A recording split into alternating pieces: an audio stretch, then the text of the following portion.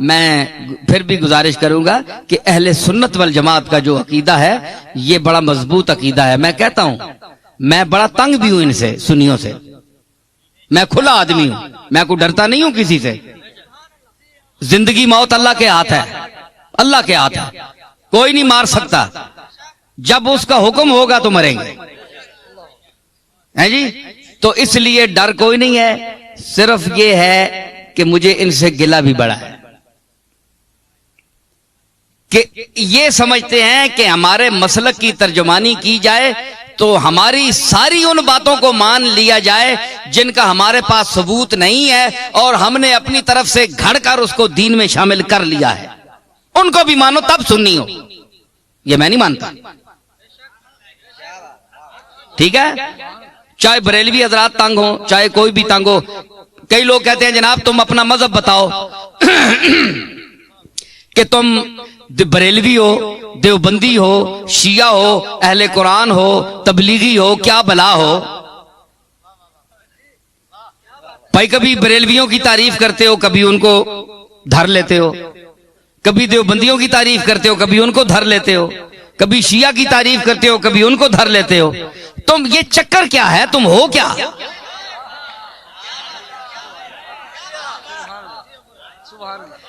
ہے جی, آج میں آپ کو بتاتا ہوں میں کیا ہوں. دیکھیں صاحب, یہ ان کا سوال بجا ہے کہ یہ سارے لوگ ان کی تعریف کرتے ہیں, اور کبھی جو بہت خوش ہوئے ہوتے ہیں وہ دیوبندی بھی کہتے ہیں یار یہ تو ہمارا آدمی ہے, یہ دیوبندی ہے. وہ دوسرا خطاب سنتے ہیں, وہ کہتے ہیں تن کے رکھ چھوڑیا سسا. بریلوی کہتے ہیں جناب یہ ہمارا ہے, تو دوسرا خطاب سنتے ہیں اس میں کوئی ان کی بات ہوتی ہے, ان کو دھر لیتا ہوں, وہ کہتے ہیں یہ گیا, یہ تو کچھ بھی نہیں ہے, ہمارا تو نہیں ہے.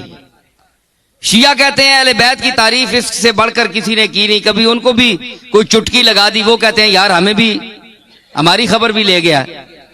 اہل قرآن, تبلیغی, اہل حدیث تعریف بھی کرتا ہوں, مذمت بھی کرتا ہوں, وہ کہتے ہیں یہ چیز کیا ہے, یہ ان کی معجون مرکب کیا ہے, حدود اربع ان کے کیا ہے. تو میں گزارش کروں, بات یہ ہے کہ میرا کوئی ذاتی مذہب نہیں ہے, نہ آپ کا کوئی ذاتی مذہب ہونا چاہیے. ہمارا مذہب, ہمارا عقیدہ, ہمارا مذہب, ہمارا مسلک, ہمارا نظریہ, ہمارا اندیہ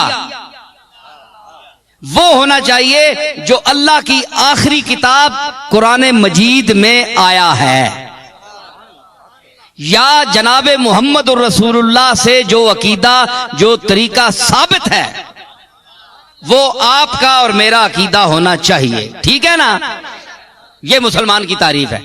تو ہر یاد رکھیے کہ ہر مذہب میں, ہر مسلک میں افراط و تفریط ہے,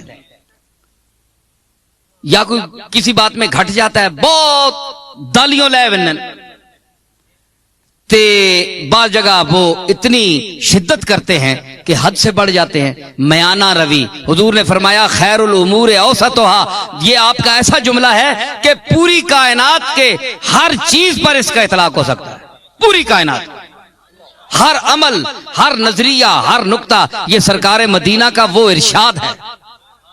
میں اس کی تعریف کروں کہ فرمایا کہ ہر چیز میں درمیانہ روی اختیار کرو, ہر چیز میں. آپ اس کو گھر جائیں, اپنے بال بچوں کے ساتھ, بیوی کے ساتھ, والدین کے ساتھ, محلے والوں کے ساتھ برتیں, اور حضور کے اس ارشاد مقدس کو آپ ذہن میں رکھیں کہ ہر چیز میں میانہ روی, نہ حد سے بڑھو نہ حد سے نیچے ہو, درمیان میں چلو. وہ کسی نے کہا نا کہ عزیز اتنا ہی رکھو کہ جی بہل جائے, عزیز اتنا ہی رکھو کہ جی بہل جائے, اب اس قدر بھی نہ چاہو کہ دم نکل جائے. ہر چیز کا ایک طریقہ ہوتا ہے اعتدال, درمیانہ روی. تو حضرت پیر میر علی شاہ صاحب کا کو اللہ نے علماء عصر میں امتیاز کیوں عطا فرمایا, دیوبندیوں نے کیوں ان کو مانا, شیعہ نے کیوں مانا. رد مرزائیت میں جب میرے دادا وہاں تشریف لے گئے تو سب نے مسلمہ طور پر آپ کو مقتدا اپنا کیوں مانا. آج کون سا پیر ہے پاکستان میں کہ جس کو تمام مسالک کے علماء اور مشائخ اکٹھے ہو کر اپنا پیشوا مانے؟ کوئی ہے آپ کے سامنے آیا؟ نہیں آیا. اس لیے کہ وہ خود معتدل نہیں ہے، وہ پارٹی کا بن گیا ہے، پارٹی کا ہو کر رہ گیا ہے۔ اس نے کہا ہے کہ اگر میں شیعہ ہوں تو میں نے شیعہ کی حمایت کرنی ہے، چاہے شیعہ غلط ہے میں نے شیعہ کو ثابت کرنا ہے، دیوبندی ہے تو اس نے کہا میں نے دیوبندیوں کو ثابت کرنا ہے چاہے وہ غلطی کریں، بریلوی ہیں ان کو میں نے ثابت کرنا ہے چاہے غلطی کہیں، میں نے ان کی تائید کرنی ہے۔ پیر میر علی شاہ صاحب میں یہ خوبی تھی کہ اللہ نے ان کو علم وافر کے ساتھ عقل سلیم بھی عطا کی تھی، اور وہ میانہ روی اور اعتدال حضور کے اس ارشاد کو سامنے رکھتے ہوئے کہ خیر الامور اوسطھا، کہ ہر چیز میں میانہ روی اختیار کرو، حدوں نہ ودو تے حدوں لو بھی نہیں، تھلے بھی نہ ہو جو اے تکو نا اے ترکڑی تے تول لینا، تولتے ہیں نا تے او جی وچ لوہا ہونا ہے اساں تکنا ہے دکاندار پئیے ایتھے بالکل جس لے انج آونجے نا سیدھا اس ویلے تولا جو برابر ہونا، انصاف نہیں ترازو وچ ہے جی۔ تے کئی جڑے او تے مولیاں نے پتھر مار چھوڑنے، مار کے میں تکنا رہا ہاں، مولیاں نے پتھر مار چھوڑایا یا ایویں سودے نہیں چمک دیتی تے او پلڑا انج ہو گیا تو اساں جلدی جلدی پا دیتا، کیوں سرور تکنا ہونا ہے نا؟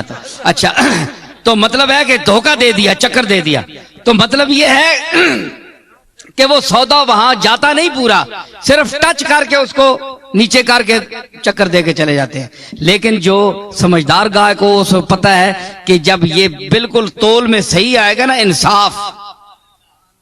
انصاف پہ آئے گا، نہ ادھر جھکاؤ ہوگا نہ ادھر ہوگا، تو پھر صحیح تلے گا۔ اس کو کہتے ہیں اعتدال، درمیان میں نہ ادھر نہ ادھر۔ تو آپ بتائیں کہ سودا وہ صحیح تلتا ہے نا جو اعتدال پر ہو، جسے اس کے آنے جی ترکڑی نہ ہو، کنڈا صحیح تولتے درمیان کھلوتا ہوئے اور صحیح سودا تولنا ہے۔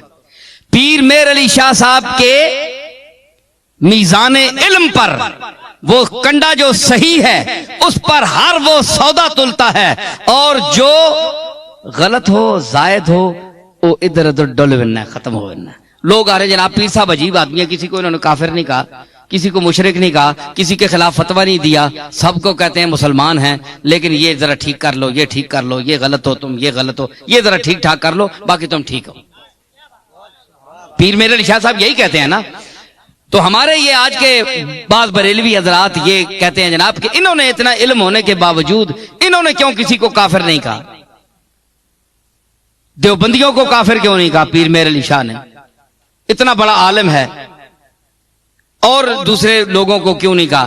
بھائی کوئی کفر کی بات سامنے آئے تو کافر کہیں، ان کی تصانیف آپ پڑھیں تو یہ اتفاق کے ساتھ بالاتفاق یہ بات جو ہے یہ آپ ذہن میں رکھیں کہ چاہے بریلوی ہو، چاہے دیوبندی ہو، شیعہ ہو، کوئی بھی ہو، اگر اس کے دل میں اس کے زبان سے ایسا جملہ نکلتا ہے جو رسول اللہ صلی اللہ تعالی علیہ وسلم کی گستاخی پر مبنی ہے، وہ حضور کو لوگوں کی نظروں سے گرانا چاہتا ہے، وہ دائرہ اسلام سے خارج ہے۔ ٹھیک ہے، باقی ہمارے بزرگوں کو نہ ماننے والا کافر نہیں ہوتا، ٹھیک ہے نا جی، ہمارے بزرگوں کو نہ مانے، کوئی داتا صاحب کو نہ مانے، وہ اللہ خود ہی منوا لے گا، وہ خود ہی پکڑے گا۔ اگر اللہ کے مقبولوں کے ساتھ کوئی زبان درازی کرتا ہے تو اللہ بڑا غیرت مند ہے، وہ نہیں چھوڑتا۔